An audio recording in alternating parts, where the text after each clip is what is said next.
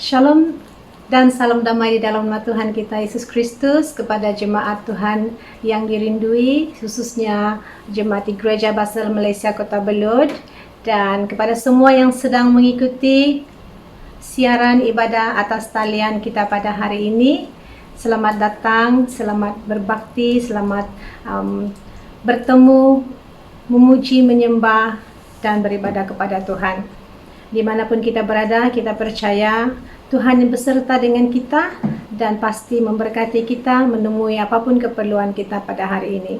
Kita sangat bersyukur untuk kesempatan ini, demikian juga untuk penjagaan pemeliharaan Tuhan setiap hari, dan kita tahu pada hari ini adalah hari yang istimewa di mana kita diberi kesempatan sekali lagi, walaupun berada di rumah masing-masing, tetapi kita tahu ketika kita berkumpul bersama-sama mencari wajah Tuhan, kita berada di tempat yang sama, yaitu di hadirat-Nya. Mari kita siapkan hati kita untuk mengikuti ibadah kita pada hari ini. Saya pimpin kita di dalam doa pembukaan. Segala puji, syukur, hormat, kemuliaan, sembah kami naikkan kepadamu ya Allah, pencipta seluruh semesta alam, pencipta kami juga, dan Allah yang kami kenal, yang kami sembah di dalam nama penebus kami Yesus Kristus. Terima kasih Tuhan di atas kesempatan pada hari ini kami dapat berkumpul bersama-sama, sekalipun di tempat kami masing-masing, tapi kami tahu kami bersama-sama di tempat yang sama, yaitu di hadirat-Mu. Ketika kami berkumpul mencari wajah-Mu Tuhan, kami serahkan seluruh roh, jiwa dan tubuh kami, seluruh hati kami. Kami mohon Roh Kudus yang bekerja mencapai hati kami yang paling dalam, sehingga kami dapat mengerti isi hati-Mu dan mengenal-Mu lebih lagi, agar hidup kami menjadi indah di hadapan-Mu Tuhan, berkenan kepadamu, dan dapat dipakai untuk kemuliaan nama-Mu.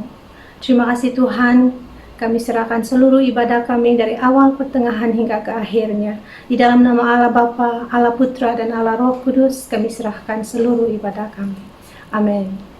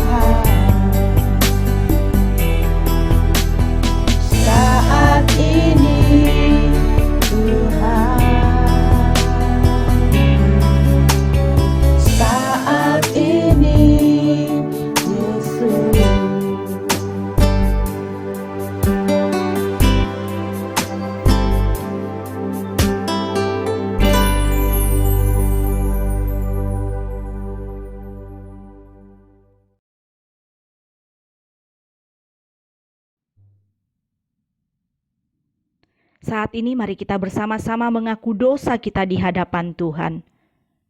Bapa yang ada dalam kerajaan surga, Bapa yang kami sembah, Bapa yang kami kenal, di dalam nama Tuhan Yesus Kristus, Bapa yang penuh dengan anugerah dan juga penuh dengan belas kasihan. Tuhan, kalau kami masih bernafas pada hari ini, semuanya itu karena anugerah daripadamu. Tuhan, kami datang kepada Tuhan dengan penuh kerendahan hati kami. Kami mau mengaku segala dosa pelanggaran kami kepada Engkau, bahwa selama beberapa hari yang sudah kami lalui, kami anak-anak-Mu yang selalu saja melanggar perintah-Mu dan juga menyakiti hati sesama, bahkan juga hati orang yang paling dekat dengan kami, keluarga kami. Tuhan, mohon belas kasihan daripadamu. Tuhan, sucikan dosa kami, baik dari segi penglihatan, pemikiran, dan juga cara hidup kami sebagai umat-umat-Mu. Oh Tuhan Yesus Kristus, bila kami belas kasihan-Mu demi rahmat dan anugerah yang sudah tercurah di atas kayu salib, yaitu darah Yesus Kristus yang sudah menyelamatkan kami, yang sudah berkorban untuk menyelamatkan kami daripada segala dikuasai oleh dosa terus-menerus. Oh Bapa di surga, ini doa permohonan kami yang kami minta di dalam nama Tuhan Yesus Kristus. Kami berdoa. Amin.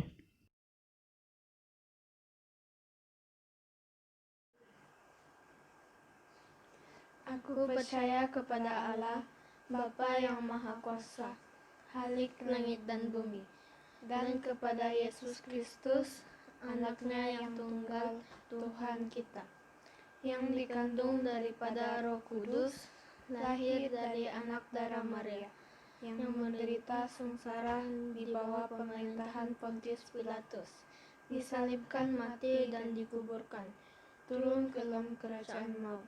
Pada hari yang ketiga, bangkit pula dari antara orang mati, naik ke surga, duduk di sebelah kanan Allah, Bapa yang Maha Kuasa. Dan dari sana Ia akan datang untuk menghakimi orang yang hidup dan yang mati. Aku percaya kepada Roh Kudus, gereja yang kudus dan am, persekutuan orang kudus, pengampunan dosa, kebangkitan tubuh, dan hidup yang kekal. Amin.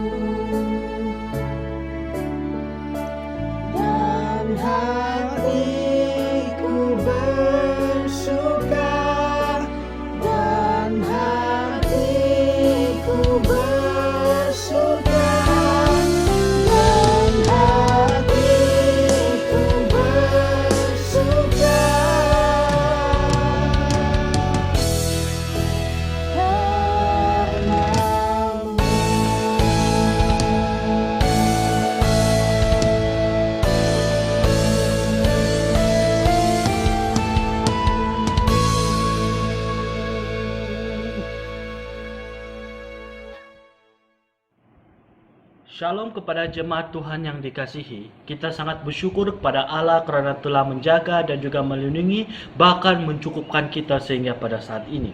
Sepanjang tahun yang lalu mungkin kita sudah sering mendengar firman Tuhan di dalam ibadah mingguan. Paling kurang adalah 52 kali dalam setahun. Mendengar firman Tuhan di gereja. Manakala pada tahun ini, bermula pada awal bulan 3, kita sudah mulai mendengar firman Tuhan secara online di gereja tempatan maupun mendengar firman dari pada negara yang lain sepertinya Indonesia ya, khususnya yaitu jiran kita Indonesia. Tetapi saudara dan juga saudari, meskipun kita sering mendengar firman Tuhan, sering saja kita melihat firman Tuhan, tetapi mengapa kita merasa firman tidak mengubah hidup? Kita merasa firman tidak mengubah hidup. Ini adalah tema kita pada hari ini. Mengapa firman tidak mengubah hidup? Seringkali kita mendengar kata-kata orang ramai ataupun kata-kata orang yang ada di sekeliling kita. Kenapa suami atau istri saya maupun rakan-rakan saya sudah pergi ke gereja tetapi tidak mempunyai perubahan? Mengapa? Masih memiliki kebiasaan-kebiasaan buruk, atau mengapa diri kita sendiri secara pribadi masih tidak ada perubahan? Mengapa diri saya tidak ada perubahan? Meskipun firman Tuhan telah disampaikan, meskipun sudah beribu kali, beratus kali kita mendengar firman Tuhan. Mari kita berdoa sebelum kita lanjut pembahasan ini. Mari kita berdoa. Bapa kami yang ada di surga, kami sangat bersyukur atas kebaikan-Mu. Kami sangat bersyukur atas kasih-Mu yang sentiasa mengalir dalam kehidupan kami pada saat ini. Kami sangat bersyukur Tuhan, kami dapat bersama-sama untuk menghadirkan diri dalam ibadah online ini untuk mendengar firman-Mu. Dan kami berdoa dan kami mohon pertolongan daripada Roh Kudus-Mu agar membantu kami, agar kami dapat mengerti, kami dapat memahami firman-Mu. Berikanlah kami hikmat kebijaksanaan agar kami dapat mengaplikasikannya dalam kehidupan kami dapat menggunakannya dalam kehidupan kami sehari-hari. Bapa di surga, terima kasih Engkau yang membantu kami, Engkau yang menguatkan kami, Engkau yang terus membimbing kami. Di dalam nama Tuhan Yesus Kristus kami berdoa. Amin. Saudara dan juga saudari, mari kita bersama-sama membuka Alkitab kita di dalam Injil Matius. Ya. Mari kita sama-sama membuka Alkitab kita di dalam Injil Matius, pasal yang ke-13, ayat yang pertama hingga ayat yang ke-23.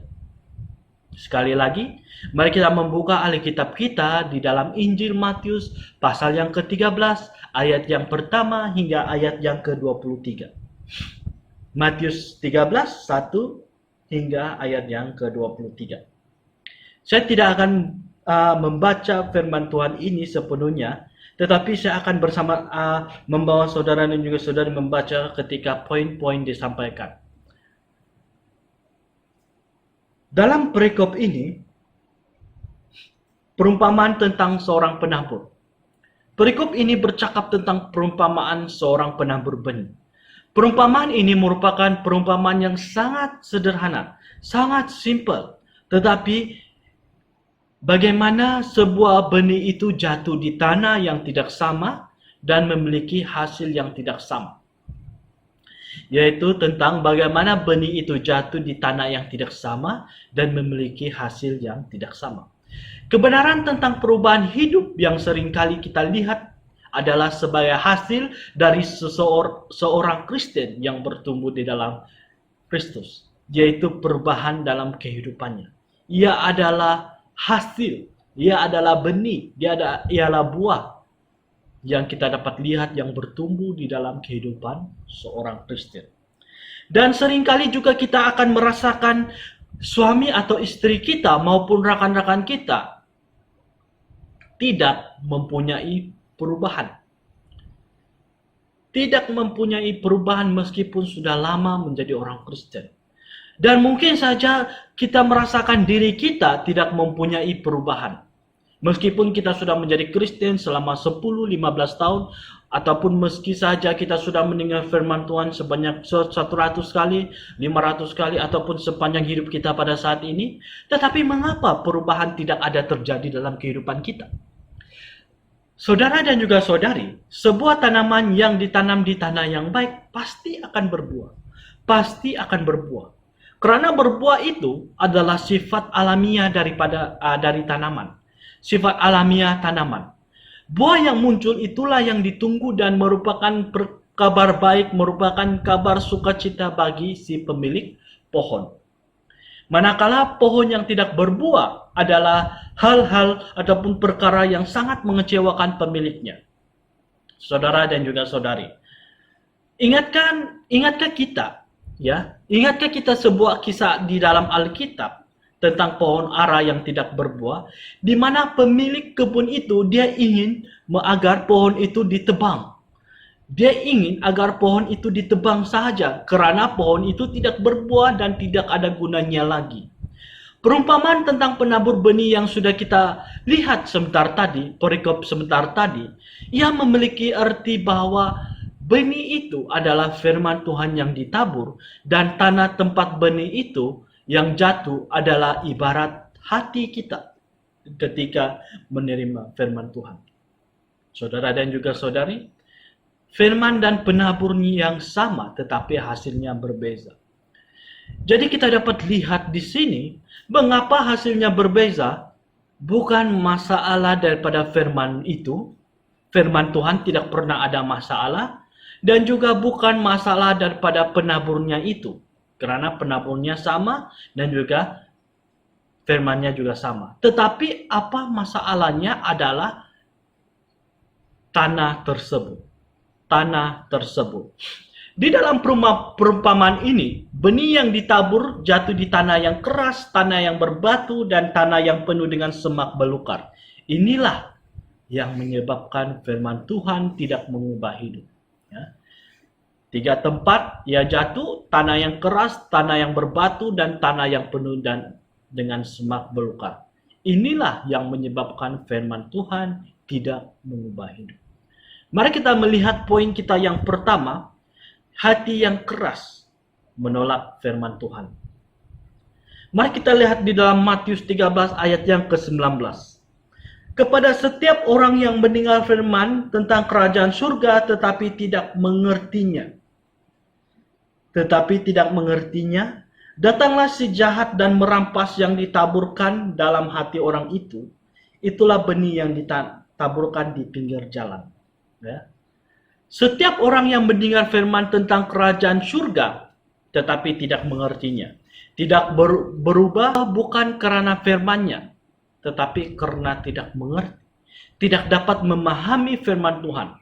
Ketika firman disampaikan di dalam ibadah online ataupun gereja, firman itu tidak masuk dalam diri ataupun dalam hati kita sendiri ataupun secara pribadi. Mengapa? Karena seringkali kita akan berpikir bahwa firman ini bukan untuk saya, tetapi firman ini sesuai untuk istri saya, sesuai untuk orang yang ada di sekeliling saya, sesuai untuk rakan-rakan saya, sesuai untuk suami saya, sesuai untuk anak-anak saya, agar mereka bertobat untuk mendengar firman Tuhan ini. Apabila mendengar firman Tuhan ini. Ya. Hanya mendengar khotbah setiap minggu, tetapi tidak mengerti apa sebenarnya suara Tuhan. Dan juga kadang-kadang merasakan firman Tuhan ini bukan untuk saya, tetapi untuk orang lain. Merasakan tidak perlu firman Tuhan. Tidak membiarkan Tuhan berbicara dalam hidup kita secara pribadi, tetapi mendengar firman Tuhan hanya untuk orang lain. Tidak pernah mengambil firman Tuhan disimpan dalam kehidupan kita. Firman Tuhan yang kita dengar seharusnya kita melihat terlebih dahulu untuk diri kita sendiri dan bukan menilai kehidupan orang lain dengan firman yang disampaikan. Perkara yang penting pada saat ini kita perlu tahu adalah fokus kepada diri sendiri. Jenis orang seperti ini kemungkinan masih lagi rajin ke gereja, mungkin masih lagi rajin untuk mendengar firman Tuhan setiap minggu serta sering mendengar firman Tuhan secara online, tetapi ia hanya mendengar, tetapi ia tidak benar-benar mendengarnya dengan hati dia, ataupun boleh dikatakan tidak benar-benar mendengar suara Tuhan. Menolak firman Tuhan yang disampaikan, karena hatinya keras yang menganggap dirinya itu sudah lebih baik daripada orang lain, dan hanya berpikir firman Tuhan ini sesuai untuk orang lain. Ataupun firman Tuhan ini untuk orang lain, untuk memperbaiki kehidupan orang lain, tetapi bukan diri sendiri. Kita harus memiliki hati yang lembut, bukan hati yang keras, tetapi hati yang lembut untuk menerima firman Tuhan, untuk terus meresapi, untuk masuk dalam hati kita, untuk menikmati firman Tuhan, bahkan untuk melakukannya dalam sehari-hari, tetapi bukan untuk orang lain, tetapi untuk diri kita. Dan jangan keraskan hati ketika firman Tuhan disampaikan. Karena dalam firman Tuhan juga berkata bahwa ia akan hilang ketika si jahat itu datang. Dalam ayat yang ke-9 ya. Ia akan hilang ketika si jahat itu datang. Datanglah si jahat dan merampas yang ditabur dalam hati orang itu. Itulah benih yang ditabur di pinggir jalan ya. Ia akan dirampas oleh si jahat. Poin yang kedua, hati yang dangkal. Menerima firman namun tidak berani untuk membayar harga. Menerima firman Tuhan tetapi tidak berani untuk melakukan sesuatu, bertindak untuk membayar harga yang harus dilakukan. Matius 13 ayat 20 hingga 21, saya akan baca di sini. Matius 13 ayat 20 hingga 21. Benih yang ditaburkan di tanah yang berbatu-batu ialah orang yang mendengar firman itu dan segera menerimanya dengan gembira. Tetapi ia tidak berakar dan tahan sebentar sahaja. Apabila datang penindasan atau penganiayaan karena firman itu, orang itu pun segera murtad. Orang itu pun segera murtad. Benih yang jatuh di tanah berbatu ialah orang yang ketika mendengar firman Tuhan, ia menerima firman Tuhan ini dengan sukacita, merasa diberkati, merasa sukacita, tetapi dia tidak berakar. Tetapi ia tidak berakar. Ketika firman disampaikan dalam ibadah online, ya ataupun dalam gereja, ia sangat bersemangat, hatinya tergerak. Tetapi ketika berada di luar tempat ibadah, firman itu mendapat tantangan, bahkan ia pun mulai susah untuk mengaplikasikannya dalam kehidupannya. Susah menggunakan firman Tuhan. Susah untuk melakukan firman Tuhan. Karena tidak berani untuk menanggung risiko. Saudari dan juga saudara, banyak kali kita mendengar berita bahwa di mana seorang pelayan yang begitu hebat, begitu luar biasa melayani Tuhan dalam gereja, begitu luar biasa untuk melayani Tuhan dalam KKR, bahkan juga begitu berkobar-kobar ketika mendengar ada KKR di suatu tempat dan langsung pergi ke tempat itu. Dan seringkali kita akan mendengar bahwa mungkin saja ini terjadi di tempat saudara, sekeliling saudara ataupun di tempat-tempat yang lain, bahwa apabila kita mendengar berita lagi, oh orang itu sudah pindah agama, orang itu sudah murtad atau sebagainya, atau tidak lagi percaya Tuhan dan mau fokus kepada diri sendiri dan juga ataupun agama lain. Saudara dan juga saudari, orang seperti ini begitu bersemangat mendengar firman Tuhan, begitu bersemangat untuk melakukan firman Tuhan, untuk melakukan pelayanan. Tetapi mengapa masih boleh murtad? Ya, seperti poin yang kedua, menerima firman Tuhan namun tidak berani untuk membayar harga. Tidak berani untuk membayar harga. Dia merasa susah untuk mengaplikasikan firman Tuhan dalam kehidupannya. Tidak benar-benar firman Tuhan merasap dalam hati dan diaplikasikan dalam kehidupan sehari-harinya sehingga menjadi buah. Tetapi ia tidak berani untuk mengambil harga. Orang jenis ini tidak mahu membayar harga, tidak mahu memperjuangkan firman itu, tetapi hanya mahu bersukacita sementara ketika mendengarkan firman Tuhan. Ya, tidak mau untuk membayar harga, untuk memperjuangkan firman Tuhan, untuk memperjuangkan hidup sebagai orang Kristen. Karena itu, untuk orang seperti ini perlu ada seorang ataupun sekumpulan yang mendampingi. Ketika terjadi penindasan ataupun kesulitan ataupun penganiayaan karena firman itu, mereka dapat saling menopang, saling mendukung sehingga benih atau firman itu dapat berakar. Saudara dan juga saudari, bukan orang ini saja tetapi kita semua perlu ada sekumpulan yang mendukung, sekumpulan yang membantu kita, membimbing kita bersama-sama menolong agar firman Tuhan itu dapat berakar, dapat semakin bertumbuh dalam kehidupan sehari-hari kita, agar kita terus bersemangat untuk menjadi saksi Kristus, untuk menjadi murid-murid Kristus. Jadi saudara dan juga saudari, marilah kita sama-sama mendukung, marilah kita sama-sama membantu rekan-rekan kita, bahkan diri kita sendiri terlebih dahulu, agar kita terus bertumbuh di dalam Kristus, dan jangan kita menjadi tanah di poin yang kedua ini, yaitu menerima firman namun tidak berani untuk membayar harga. Hal yang ketiga, yaitu hati yang penuh. Menerima firman namun khawatir akan hal sekeliling. Menerima firman namun khawatir akan hal sekeliling. Mari kita lihat di dalam Matius 13 ayat yang ke-22. Matius 13 ayat yang ke-22. Yang ditaburkan di tengah semak duri ialah orang yang mendengar firman itu, lalu kekhawatiran dunia ini dan tipu daya kekayaan menghipit firman itu sehingga tidak berbuah.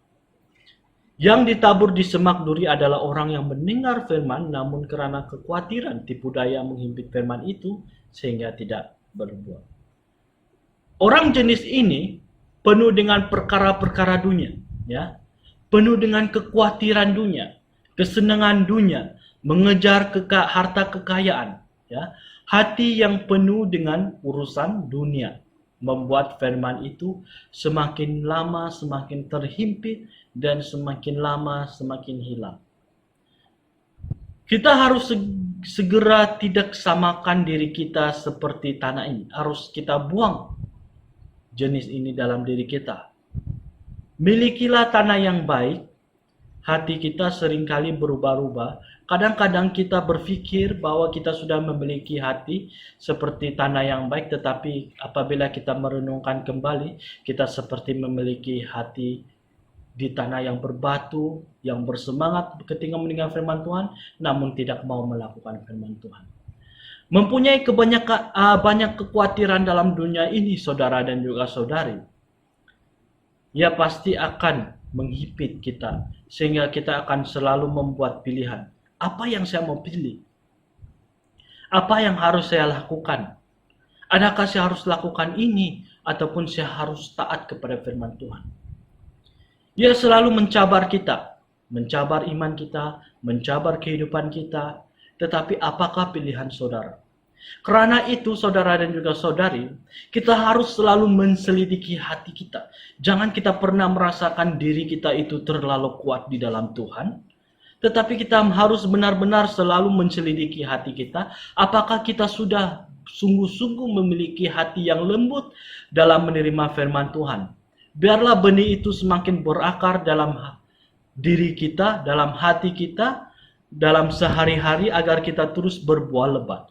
Pohon yang baik dapat dilihat dari buahnya. Oleh itu saudara dan juga saudari, bukan dengan masalah siapa yang hebat menyampaikan firman Tuhan atau siapa yang menyampaikan firman Tuhan itu, adakah dia terkenal ataupun tidak, adakah dia banyak melakukan mukjizat ataupun dia tidak pernah melakukan mukjizat, dia di dalam negara ataupun di luar negara, ingat saudara dan juga saudari, bahwa firman itu adalah firman Allah. Ia adalah bergantung bagaimana kita mendengarnya secara pribadi dan mengaplikasikannya dalam kehidupan pribadi kita dan bukan kepada orang lain.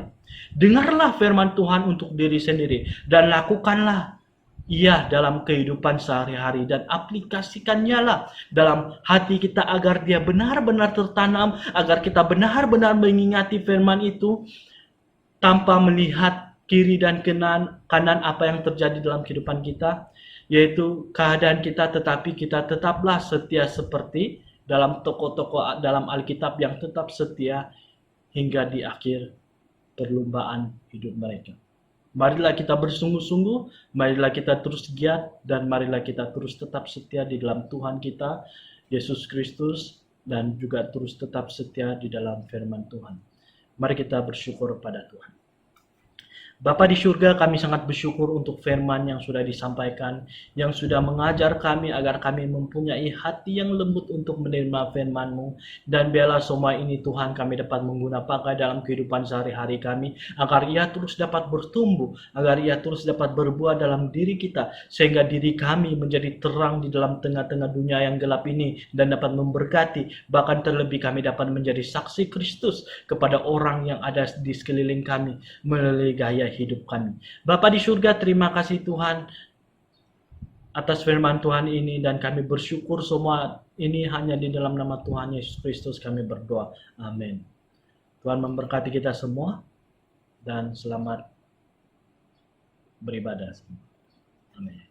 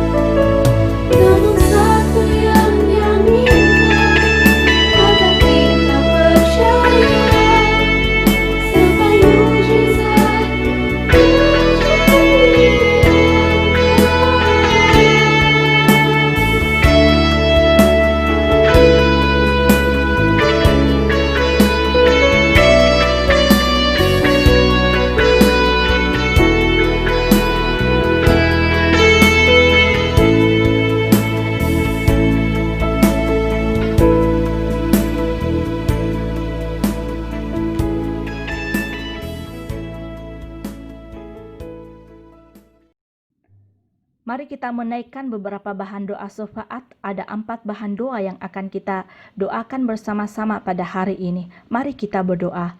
Bapa yang ada dalam kerajaan surga, Bapa yang kami sembah, Bapa yang kami kenal di dalam nama Tuhan Yesus Kristus. Kami bersyukur kepadamu atas penyertaan dan pemeliharaanmu dalam hidup kami sepanjang minggu lalu sehingga kini maupun seterusnya. Bahkan hari ini kami bersyukur atas firman Tuhan yang telah kami dengar melalui hamba-Mu yang Engkau sudah pakai hari ini dalam pemberitaan firman-Mu. Berkatilah kami semua yang telah mendengar. Mohon Roh Kudus-Mu yang memampukan kami untuk melakukan firman-Mu dalam kehidupan kami setiap hari. Kami juga berdoa untuk iman semua jemaat Gereja Basel Ketabelut, BM dan BC, dan semua umat Kristen di dalam dunia ini. Kami rindu agar semakin hari semakin hidup mendekat kepadamu selalu.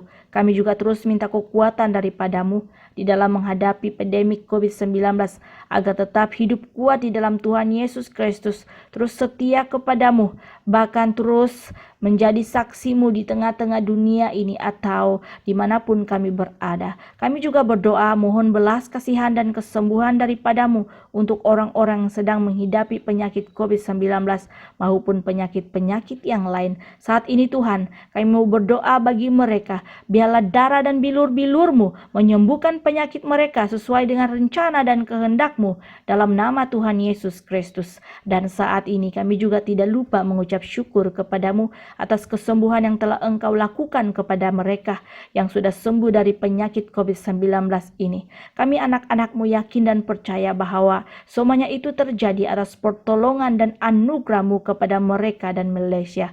Kami juga berdoa untuk para saintis agar mampu menciptakan vaksin COVID-19. Biar hikmat bijaksana daripadamu yang memakai dan memimpin mereka dalam usaha mencari maupun mencipta vaksin COVID-19. Oh Tuhan, inilah doa syafaat yang kami minta di dalam nama Tuhan Yesus Kristus. Kami berdoa. Amin. Saudara-saudari sekalian, mari kita menaikkan doa Bapa kami, seterusnya doa berkat, dan amin amin 3 kali. Mari kita berdoa. Bapa kami yang di surga, dikuduskanlah namamu, datanglah kerajaan-Mu, jadilah kehendak-Mu di bumi seperti di surga. Berikanlah kami pada hari ini makanan kami yang secukupnya, dan ampunilah kami akan kesalahan kami, seperti kami juga mengampuni orang yang bersalah kepada kami. Dan janganlah membawa kami ke dalam pencobaan, tetapi lepaskanlah kami daripada yang jahat, karena Engkau yang empunya kerajaan dan kuasa dan kemuliaan sampai selama-lamanya. Sidang jemaat yang dikasihi Tuhan kita Yesus Kristus, anugerah daripada Tuhan Yesus Kristus, kasih Allah Bapa, dan persekutuan Roh Kudus menyertai kita sekalian hari ini sampai selama-lamanya. Amin. Amin. Amin.